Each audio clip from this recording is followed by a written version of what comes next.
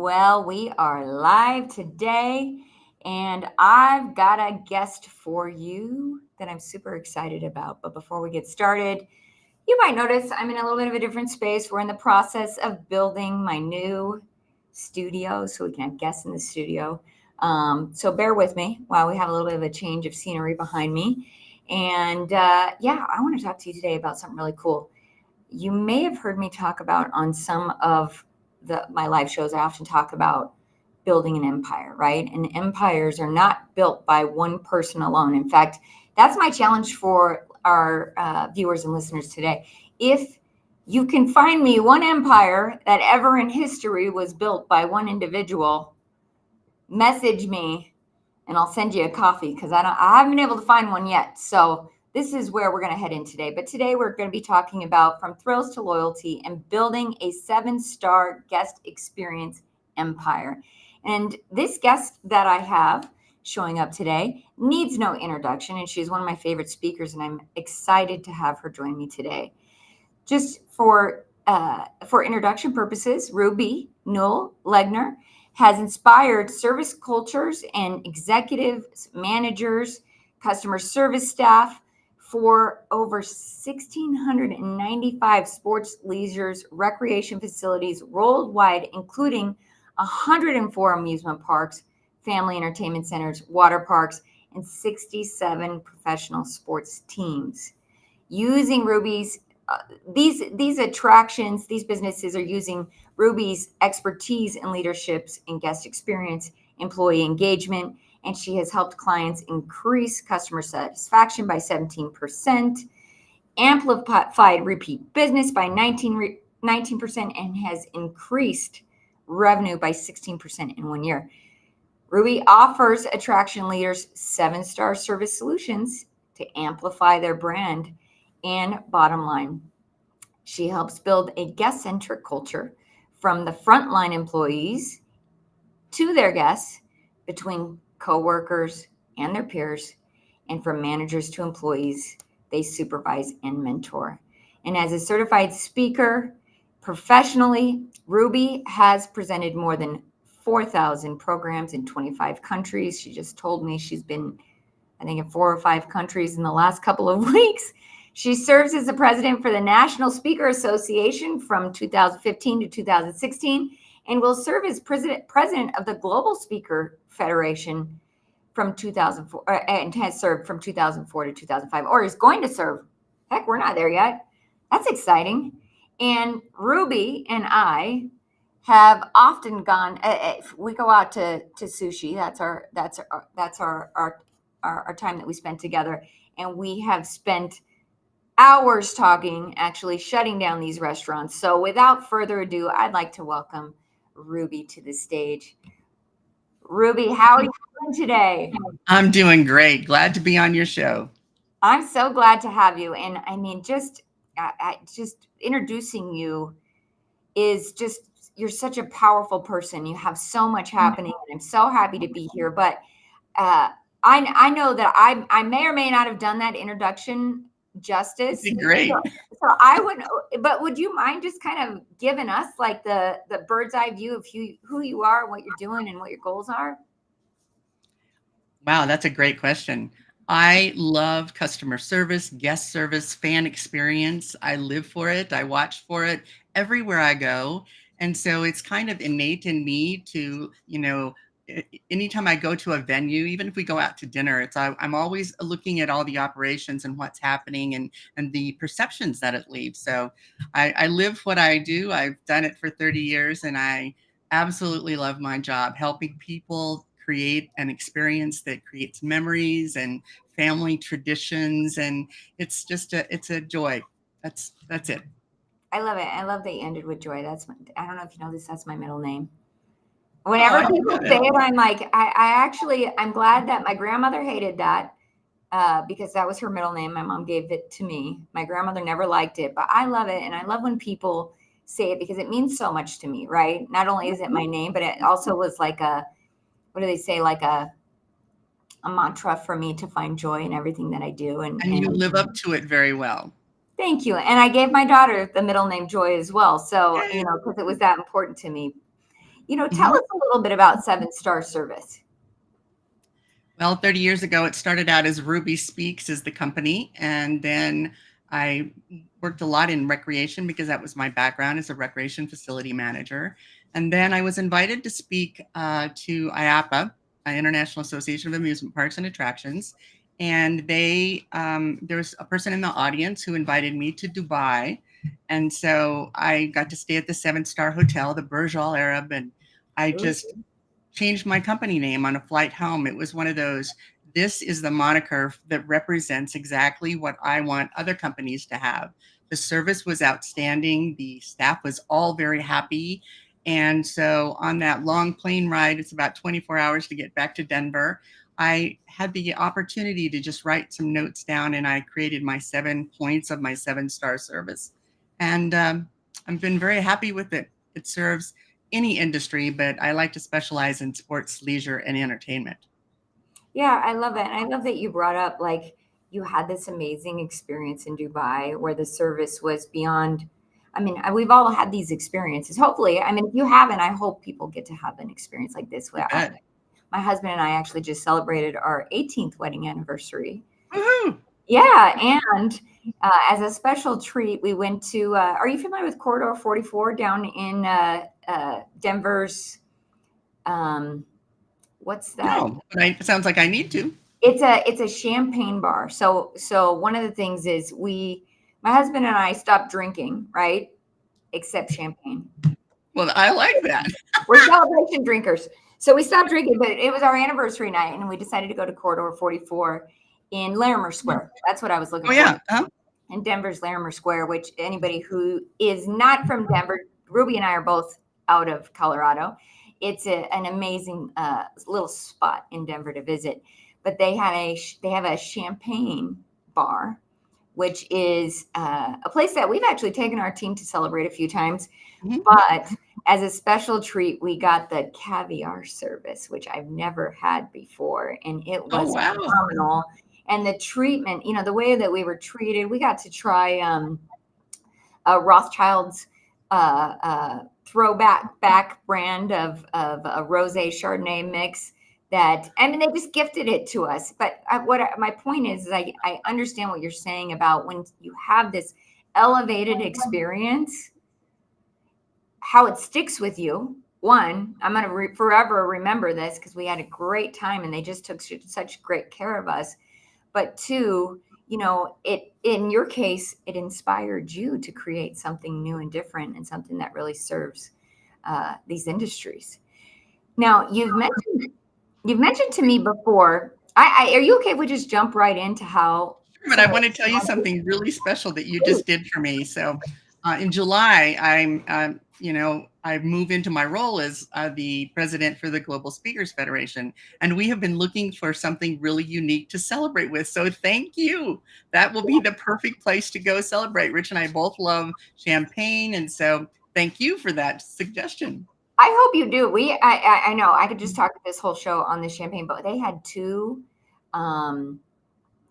champagne flights, the reserves. So we got to try one that was the 2008, and it was a Chardonnay. And just the experience, you're being taught about this. They took great care. They made sure that you understand what you were tasting. And then as I tasted the flights, I was really amazed at how just that taste became an experience, because now I'm recognizing the things that they taught me in serving us this flight. So we had 2 flights. We had a great time. We had a great evening. We actually went down. I'm all in.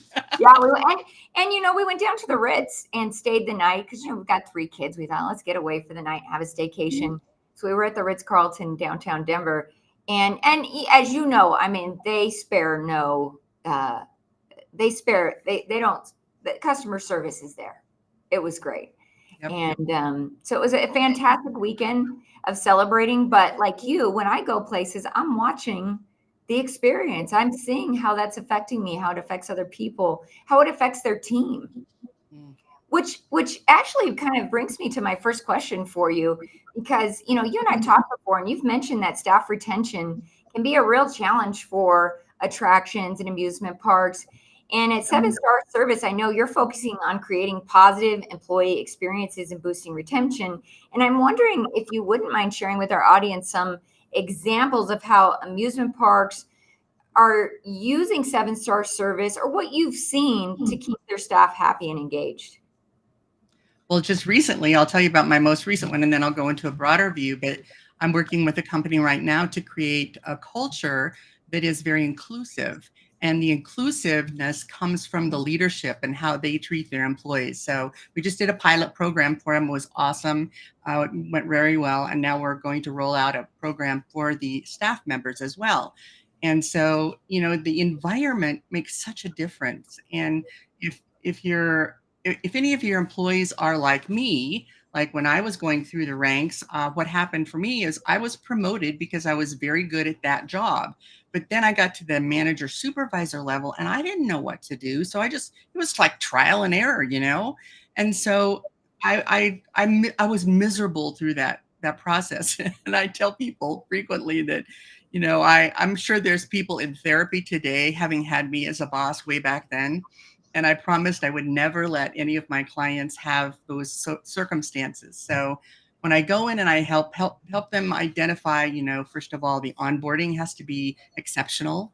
They have to really help their employees know what their expectations are. And when they clarify those expectations, then there's a better chance they're going to do that. But usually we're so short-staffed, we just throw them into a job and think that they'll figure it out. And maybe they will, but they may figure out the wrong thing. So Sure. the biggest thing I think for staff retention is that, the interview process gives a reputation of how you operate. And then when you select that person, how you invite them into the company. That's the second step. And then the onboarding for it, and to make sure they have all those details. And those are the biggest things that kicks off retention. And then, of course, how you treat your employees every single day becomes not only the reputation that you create for the business, but also the business reputation is based on how the employees feel about working there. So, you don't really have an unhappy employee who's going to go be happy with the customers. So if you create a happy employee, you've got a happy customer. Yes. It's so true, because I think like one of the biggest challenges is getting people into the positions where you can see that they love the work that they do. I know you and I love the work that we do. And it definitely makes a difference in the overall experience that we're having in life. But if you can provide that for your customers, or excuse me, your employees, I think it's a great experience to be an organization with a culture like that. And Absolutely. I appreciate you sharing that, because I think it is important. And I think it does start at the very beginning. Like you said, the onboarding and having a solid onboarding process. And I know you've worked with a wide range of clients, including professional sports teams. And before we go into this question, I have to tell you, I was watching this great clip on the internet today, the Reels.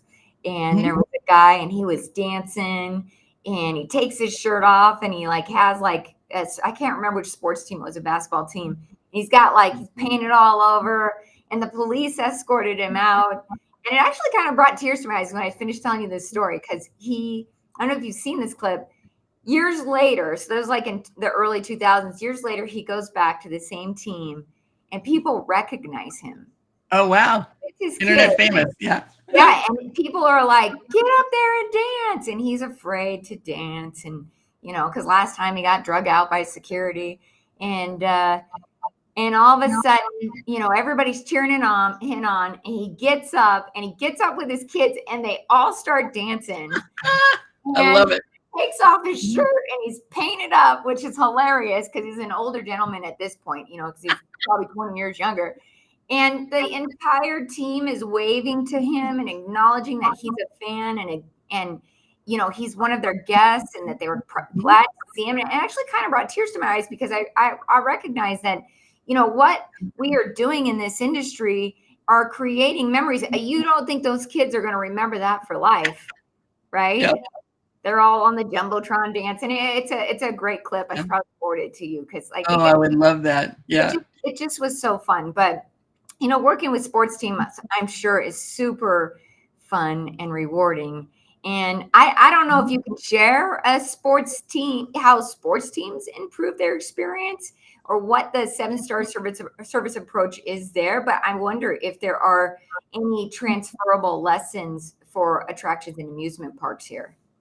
Oh, absolutely. I'll tell you one that is relative to your story. The Detroit Pistons had a staff member that was very famous for when the certain songs came on, when it was like halftime or when they were between plays. They would go on, he would be in the stands. He was an usher, and he would be in the stands and he would start dancing, and he became an internet famous person. And I loved it because he was a staff member showing how much he loved his job, and he was into it just like the fans were. So there's opportunities to do that, and on the other side, I'll tell you another story, but I won't tell you the team because it's a bad story. But the team was very diligent about, just, I called it in very inappropriate terms, Stepford guest services. I don't know if you remember the Stepford wives, and they were kind of programmed. I know somebody on the listening in today will go, Stepford, what's that? But it was programmed wives that were just kind of programmed on what to say and what to do, and they were just very robotic. And this one organization, I do a lot of secret shopping, so I went in and I was watching, and everyone said the same thing. It's like the staff members were not allowed to have a personality.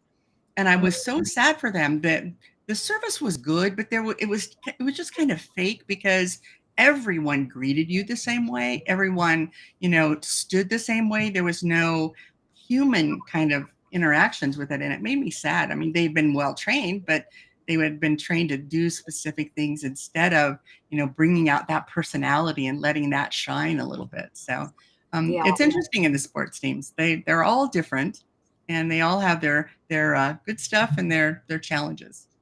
Yeah, I'm sure. And I'm sure that what I think is interesting about the sports teams is we often talk about all of these analogies that we use in business with regards to being teams. Mm. And, I think that I'm sure there's even something to be learned from that. I got to hear Tom Brady in one of his first interviews after his retirement live, which was great in Vegas.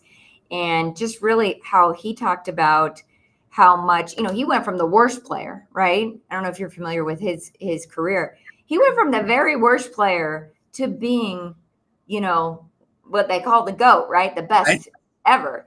And, what he said in this interview was how much being a good team member was what motivated him to do that more than what he was doing for himself and his success in his career. It was being there for his team and making sure that the other team members had what they need. That they were all looking out for each other. And I think that is something that we need to also bring in. I think that translates into attractions as well, is that Absolutely. being a team. When you've got somebody who is positive and always has a positive response and is fun to be around and is always having a good day, that employee, that is one that usually will get promoted because they're happy with their job. But also it sets the vibe, And then on the other hand, if you have what I call ambulance drivers, wah, wah, wah, wah, they complain about everything, that's just a downer. So, if you're at any level within the attraction business, and you have that fun attitude and that positive attitude, you're going to go far in this business, because that rubs off on other people. And at the same time, if you have moments of ambulance driving, it's not going to work for you, and it's not going to work for the team. And it's hard to deal with those individuals as a manager, but we do our best, and we try to motivate them to change. And if they don't, they are asked to leave. Yeah, right. There's for sure, because attitude is probably the biggest thing. You can't fix. I'm sure you can't fix attitude, right? Right. You have to hire for attitude. You can train people to do anything, and then hopefully once they learn and become good and competent in what they're doing, they learn to love what they're doing. Because this is a fun business. Let's be real. We can have worse jobs, right? And it shouldn't be. Yep. Well, you've helped your clients achieve impressive results in customer satisfaction and revenue growth. What are some key steps that attraction leaders can take to truly build a guest-centric culture within their organizations? Is there anything you can give us, some actionable steps they could take today? Actually, I can take you through my 7 monikers from 7-Star Service if you like. I can do it quickly. Please, I would love that. So the first one is you have to make experience the heart of your culture. And that means for employees as well as for the customers. And when you focus on experience, it really changes the perspective. It's not like a task list or a protocol. The second thing is really analyze the cycles of service. And some people call that the customer journey. I call it the cycles of service. And then identify the standards because that'll help you put clarity into the roles of everyone, what piece they have and the touch points for the customer.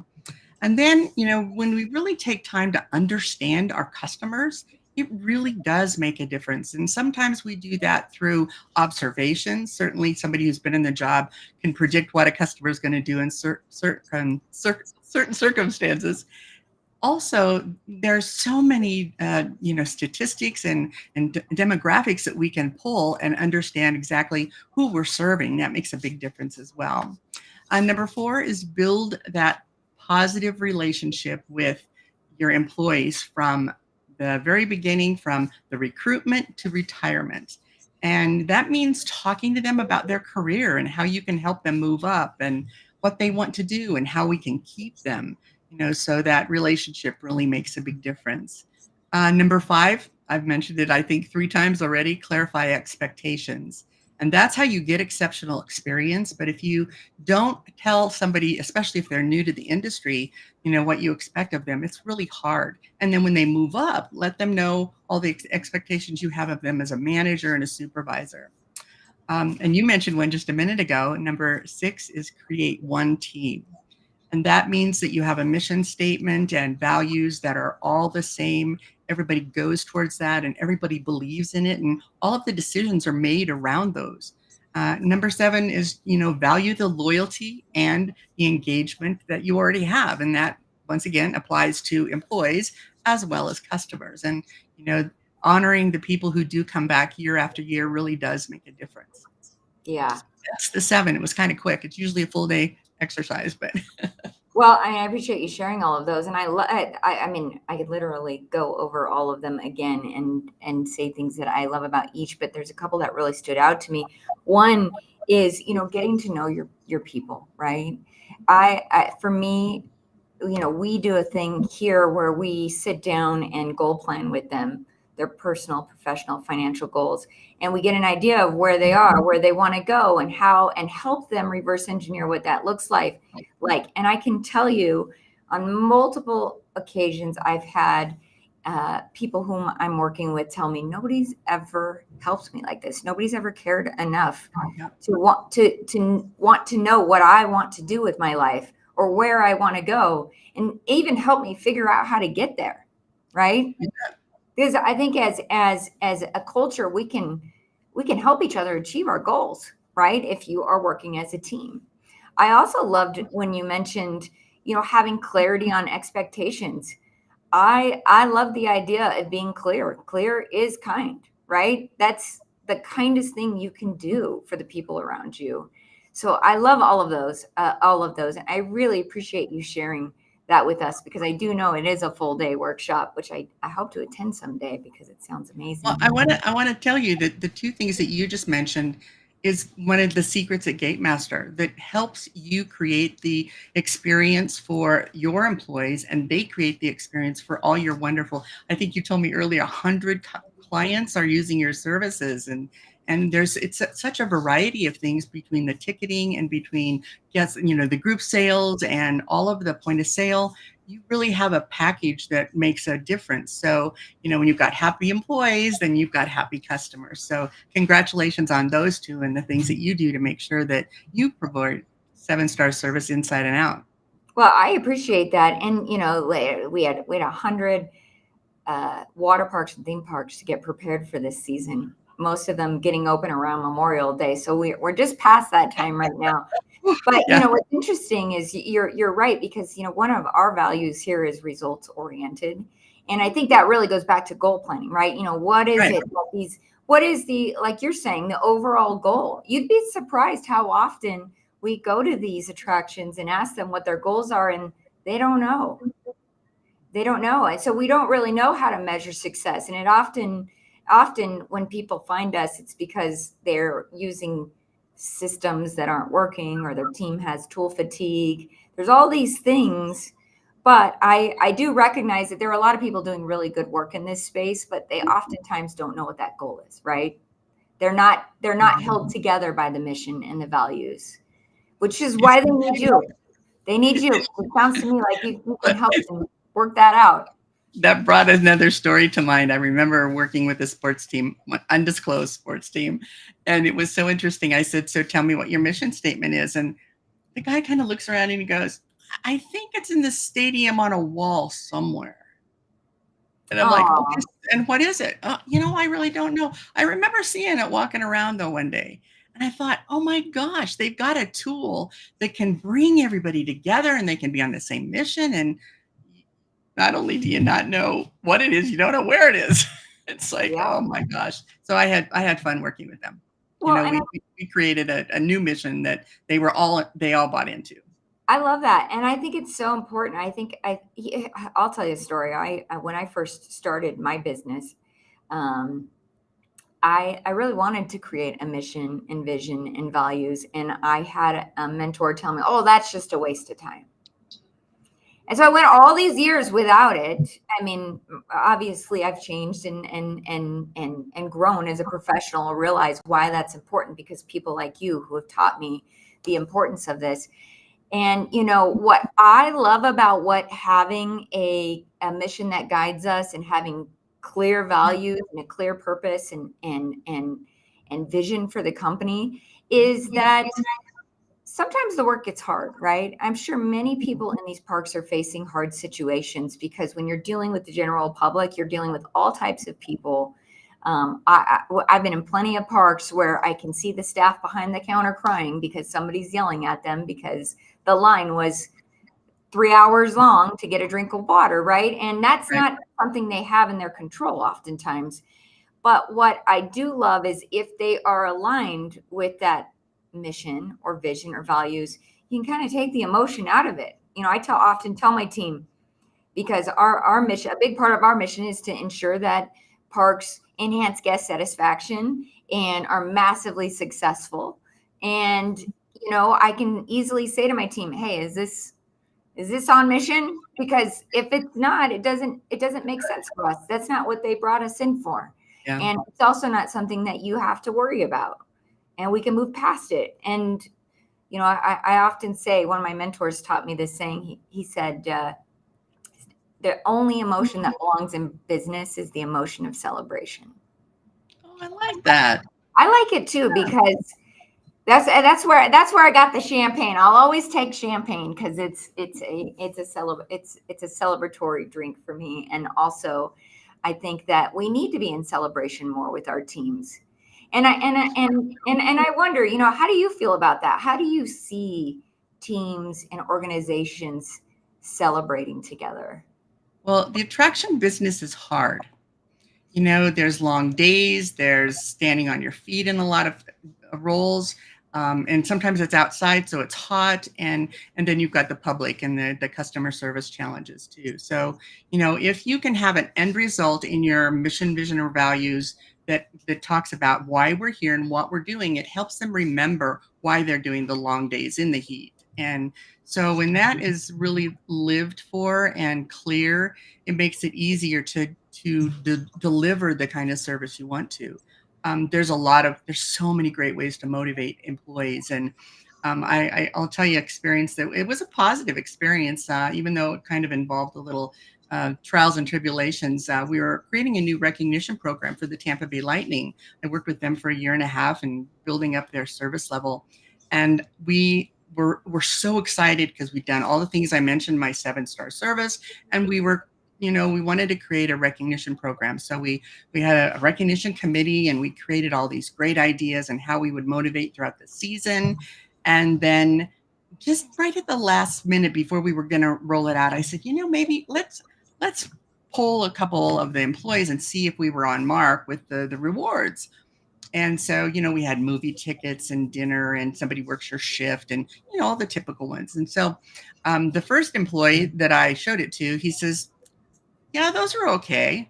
Like, I thought they're really cool, and he says, "No, You know what I'd like? I'd like another shirt because sometimes I work 3 times a week and I have to wash my shirt. So that would be a good reward. And I'm like, oh, it's so simple.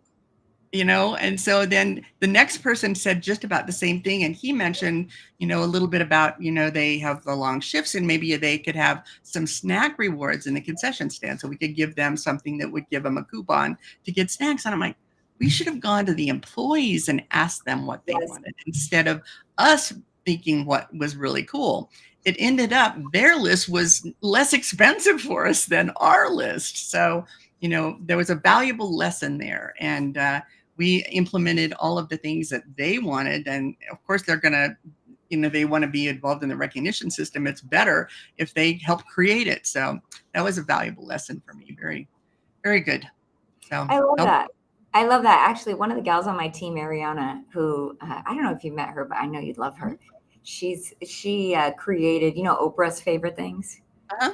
She created a team, an employee favorite thing. So Oh, I love part of our onboarding is them uh-huh. going through a survey and letting us know their favorite things and telling us about themselves so that we can be better at when we're gifting or rewarding, know what really this person is going to want. Absolutely. And you're right. We have a little Gate Master store, and I was surprised one time I had a young man that was working on our team, and he didn't have shoes, and we had Gate Master shoes, and so that's what he chose. Right, he hadn't had a new pair of shoes in a long time. I don't know if you've ever seen the Gate Master shoes that we have. They're I kind of haven't. Those kind of sound fun.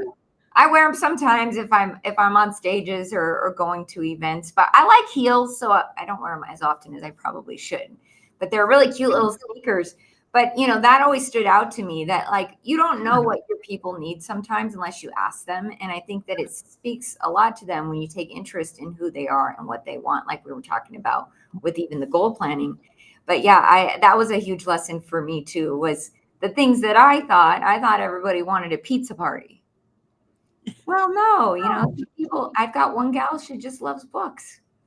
She loves books, and I wouldn't have known that had I not taken the time to get to know them, or at least give them this survey that we could Yeah. look to see who they are. But it was a really simple thing that Ariana implemented that made such a huge difference in knowing You what bet. I have what. one too that I do when I have staff members work for me. And one of the things we put on a healthy snack and a not healthy snack. And, another question I added to mine was, tell me a story of when a supervisor recognized you and gave you the pat on the back. What did they do and how did it make you feel? Because then it gives you an idea of where they're coming from with their motivation. And then also, without disclosing who or when, just tell me a bad experience so I make sure I never do it. And it blew me away how honest they were and the things that supervisors have done to people. It's so sad. And I don't think that they even realized it, that it had such an impact on an employee. So that's a good question to ask on your onboarding, get to know people, Well, and even goes beyond that, because if you are going to have a pizza party, say for example, we got vegans on the team. right? We've got people who are vegetarians and whatever the people who only eat fish. I can't remember. And if Uh, you don't know, if you haven't asked, you don't know, so you could serve the wrong things or not give an right, option for them. Yeah. right. And I don't ever, and what I think that does is it allows us to make accommodations for people because I'll eat anything, right? You can put caviar in front of me. Of course I'm going to eat it, but you could also put a hamburger in front of me. I'll eat it. I'm a foodie, we both we go to sushi. Yeah. And I love that you love sushi because that's one of my favorites. But it's important to, I think, take that kind of interest in your people and the people around you, right? In general, I'm to the point where I'm like, maybe we need to do a Gate Master partner favorite things so we get to know some of the people that I we're love it. working with and a little better. So that's kind of Absolutely. Find out what's really important to them. Their motivation may be different than you judge that you think it is. Yep. Good great. idea. Yeah. And just a way that we can show our appreciation for the partners that we work with or the customers that we serve, because we're not face to face with them every day like many of these parks are. We don't necessarily have the opportunities to serve that way. So I think finding those are important. And I wonder if you wouldn't mind sharing, because we were talking about leadership and employee engagement, and yeah, I know you have extensive expertise in leadership development. What, and you've mentioned bad managers or supervisors and good ones and what they're doing. What qualities do successful attraction leaders possess when it comes to fostering the culture of employee engagement? And how can leaders use employee engagement to drive innovation and improve the overall guest experience? Wow, that's a big question. I would say the most important thing for a good supervisor and a good manager is self-awareness and the ability to ask, for help, as well as ask how I did on a delivery or a conversation. And when you have the confidence level that you want to make it better, two things happen. Not only do you grow, but you show to your employees that they can model that behavior as well, and they will ask for feedback. And it's much better when somebody asks for feedback than you just give the feedback. So the managers that I've worked with that have been exceptional have always asked for feedback after a situation, a conversation, a delivery on a opening of the season, that kind of thing. I think self-awareness is probably the biggest thing a leader can have to excel, because it covers everything. And when they have that self-awareness, they can develop their uh, their personality, their ability to speak in front of a group. I do a lot of coaching to leaders who need to present to their staff and come across very positively. And what I love when I do that, I love to bring out their personality, because well, it kind of goes back to when I learned how to be a speaker. I thought I had a speaker that I wanted to be like. I had her as my role model, and I want to be like her when I grow up. And then over the years, I kind of let Ruby out. And I realized that, people respect us for our transparency and our congruency. And when we show that every single day, you can't have one um, personality as a manager and another one as a person. It doesn't mesh. So bring your personality into it. If you're fun, be fun. It's okay. It doesn't mean you're not serious. So, being able to let yourself grow into the role with feedback, not only do you be a great role model for somebody, but you're also going to grow within yourself. And it's a very enlightening situation. But I've also had, supervisors that don't want feedback, and they need it more than anything. And, it's Yes. one of those things. Yes, it's funny that you bring up like the authenticity, the real being a real person. I teach I'm hoping I've been interviewing and been offered up at CU a position to lead a team of young entrepreneurs in the Lead School of Business for this next semester. Yeah, I'm super excited about it. It's going to be a fun opportunity. I'm like, it's like Undercover Billionaire, but with a bunch of college students. I love it. Undercover Billionaire, where they have like 90 days to build $1 million business. So we'll see how this goes. I mean, I think this is going to be one of the things that really pushes my career and my expertise. But my reason in bringing that up is on Wednesday nights, I teach a group of young women, sales and business and empowerment. And last night I was teaching, and both my kids had just got their braces off yesterday, and they were all smiles all day. And it was emotional for me, because when you're able to provide something for your children that maybe wasn't provided for you, it's a big win, right? And so I've been super emotional all day. And when I went to teach last night, I realized that my energy was really low, and I felt bad, because I wanted to show up completely for them, but it had just been one of those days that it had been long, and I'm a real person. So I just decided to let them know, like, hey guys, I'm sorry if I'm a little low on energy today. I had this great experience with my kids, and I was crying, and out of pride. I was proud of myself, and I was happy for them.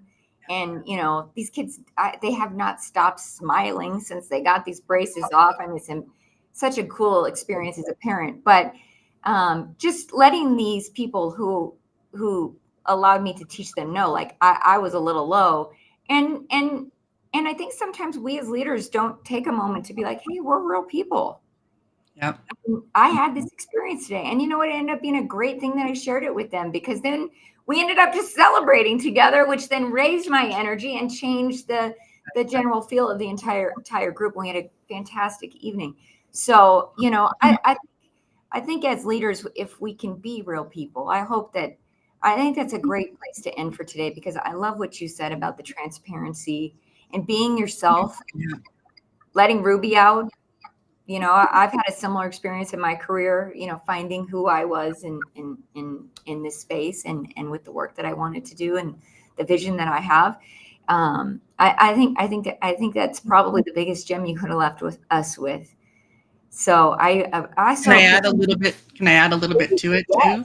yes, yes. Because we were talking about the supervisors and the leaders and the managers. And one of the things that I just did a program for a park here in town on Tuesday. And one of the things that I really appreciated was I asked them, they were very young, 16, 17-year-olds, and they were team leaders. And I asked them, what reputation do you want to start for yourself? And if you think about that every day, it develops that self-awareness. So if you set the goal that this is what you want to be, then check yourself every day. At the end of the day, ask yourself, how did I do if I'm working towards this? And so I think not only your supervisors, manager, team leads, but also your front line during the onboarding process, ask them, this is a brand new job. You have the opportunity to create your reputation. What do you want it to be? And so that reputation piece is really powerful, and you can empower them by, having that challenge with them and asking them to commit to it.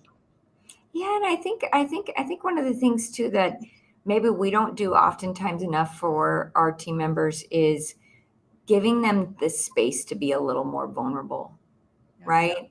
Just as vulnerable as it was for me to tell them. But like I said, I felt like I wasn't showing up 100% me, because I was just a little, even though it was happy emotion, I was Right. emotionally drained, right? And allowing people to have that space to be a little bit vulnerable, because the person maybe in the lowest ranks of the company is going to be just should have the space to be vulnerable as much as the person at the top. We're real Got it. people.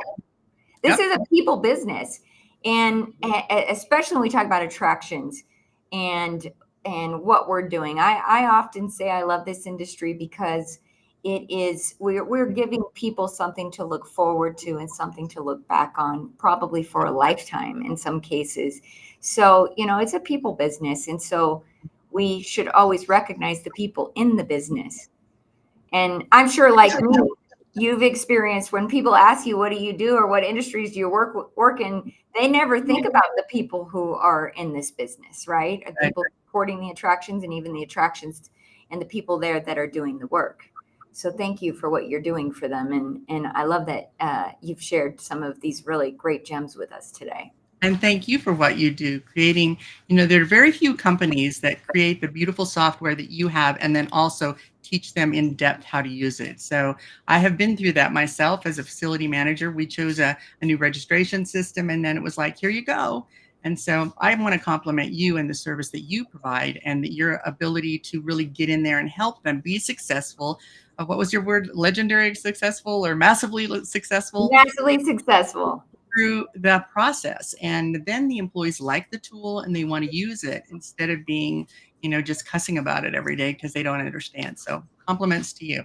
Yeah, well, I'm on a mission to make sure that these teams don't have the tool fatigue. I think it can be avoided today. I mean, we have so many options, right? Right. So I appreciate that, because again, we're thinking about people, the people Yep. in these businesses who need to have their attention on the guest, right? You bet. And each other. So, Ruby, before we head out today, what any last words, and where can people find you? What is the best way to find you if somebody's got a question, or they want to get in touch with you, or maybe even hire you to help them with their teams? What does Well, that the look like? advantage of having a long name that's hyphenated, I'm the only one on LinkedIn that has that name. So if you just type my name in, I would love to connect with you on LinkedIn and have a chat. And I always offer everybody a 30-minute consultation on how they can improve their training program. It's free. I'm happy to schedule that. And I'm actually home for the next month. So take advantage of that while I'm here. Also, you can visit my website. There's also a form there you can fill out if you want information. It's a 7-star service with the number 7. Yeah, and I posted that QR code here if you want to take a quick snap of that so you can get in touch with Ruby. And Ruby, thank you so much for being here today. It was I my wish pleasure. I next time hopefully I can have you in the studio once we get this studio finished up here. Oh, that sounds wonderful. That'd be great. Yeah, I'm excited about it. And let me know when we're going to do sushi next. I was just going to ask. We'll figure that out. Like minds think Let's think alike, alike. right? You bet. You bet. Uh-huh. Well, thank you again. Thank you for having me today. It was great. Wasn't she great? Well, I'm going to keep this QR code up here just for a moment longer. You can get in touch with Ruby. Like I said, we just have the best conversations. I could have talked to her for another hour. I think this might actually be one of my longest shows. So I hope you enjoy the information that was shared today and that you find it helpful for your organizations. And know that there are people out there with information that can help you be better at what you do. When we talk about our mission here at Gatemaster of helping attractions be massively successful, we understand that these empires that you're building are not built by one person alone. It's going to take the expertise of people like Ruby to do that. And with that, I just want to invite you, if you are somebody who has the information that parks and attractions need to be better at what they do, or maybe even bridge a gap, or, when we know better, we do better, right? So having this, and you want to share that on this show, I would love to have you as a guest. There's a QR code here for you to scan. If you are listening to this on one of our podcast channels, I invite you to visit gatemaster.com/live with Sondra, and you can see and hear all of our recordings as well as video, and have access to a submission form for a live guest, because we've got to share this information. We've got to keep sharing this information. There's a lot of legacy knowledge available in these parks. If you're new to the industry, we're here to help educate you and help you figure out things that you need to do. And you're not doing it alone. There are people like Ruby and myself who want to serve and help create the best possible experiences for the guests that we see in many of these facilities that we're operating. So thank you again for listening. I appreciate your time, and I appreciate all that you're doing to create these experiences. And I look forward to seeing you tomorrow. We have another special guest on the show. We're really hitting hard this week with 2 shows this week, but we'll be live. And I look forward to seeing you then.